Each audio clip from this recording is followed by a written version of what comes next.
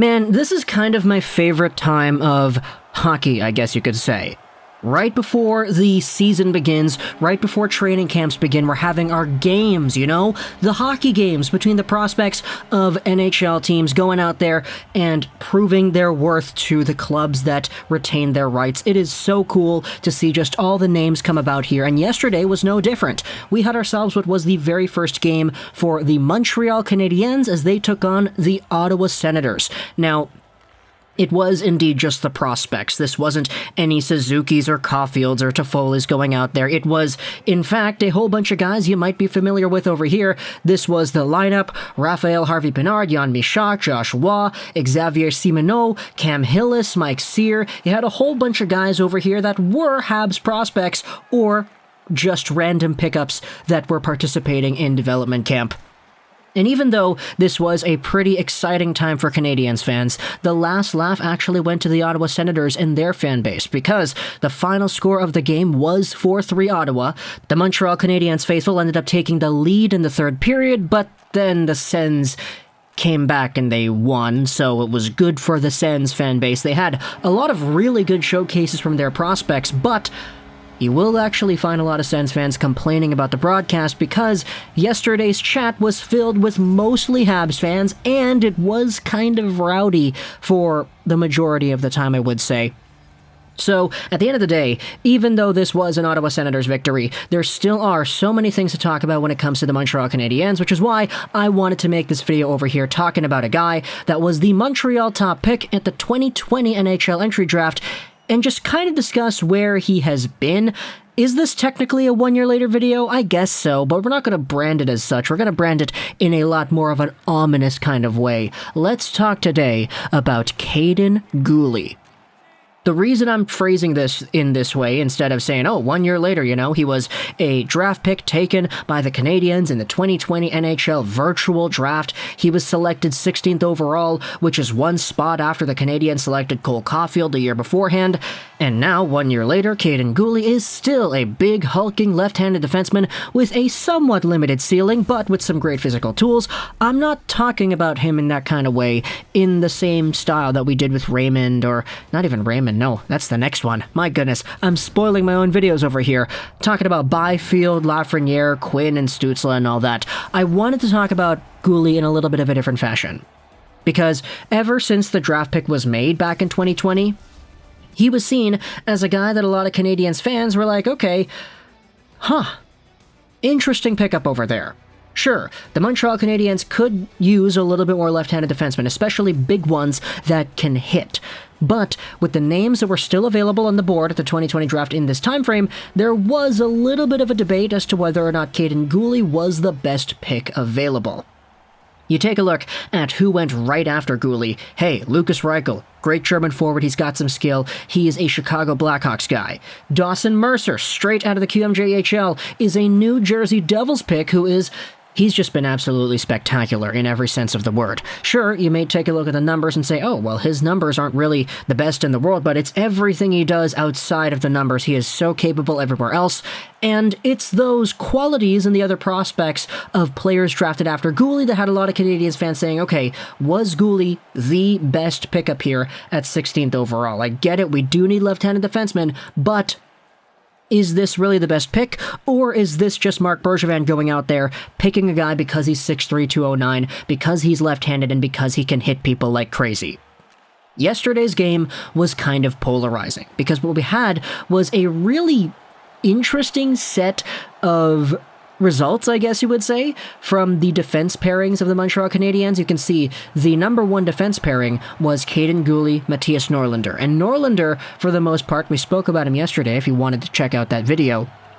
He had himself a really rough game. Like, he had a goal and an assist, which is fantastic. You love to see that. But it was one of those things where if you looked at Norlinder and you watched how he played throughout the entire night, you would have been like, okay, thank goodness he got that goal and assist, because everywhere else, it wasn't great to start off his North American tenure here for Mattias Norlinder. Now, he did get better as the game went on, but there is still that little concern that you have to bring up there.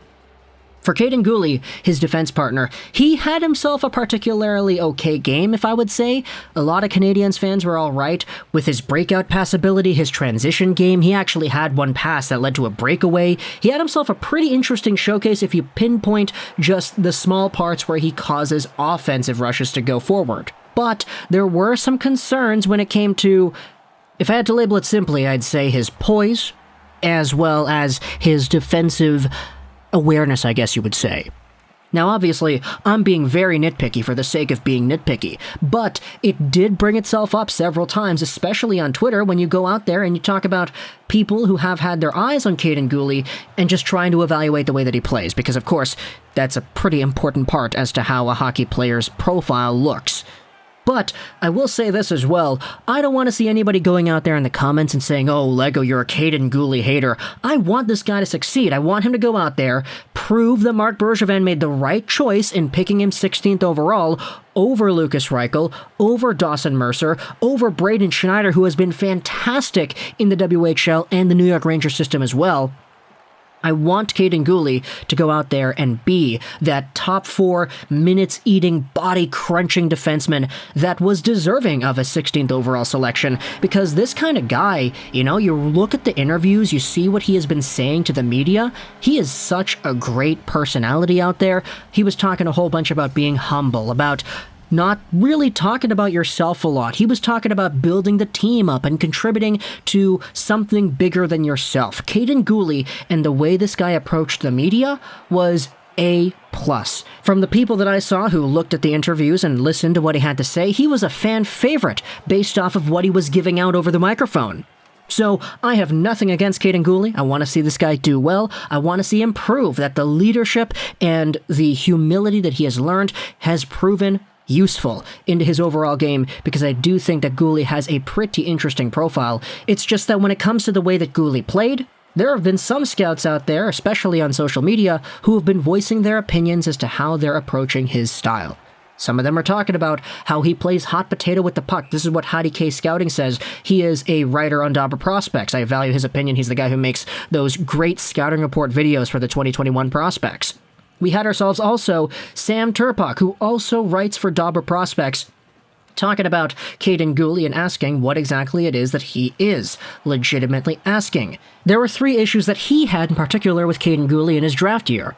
Puck management, or lack thereof, very wrongly used physicality with result of being completely out of position for defensive purpose, and the lack of positional awareness defensively. He's an amazing kid off ice. I swear I want to be wrong, but those issues mostly are all still there, and I think those would cause him to be, at best, a third-pairing defensive guy. Which is why Turpak over here, Dobber Prospects writer, had Guhle at 53rd in his own final rankings.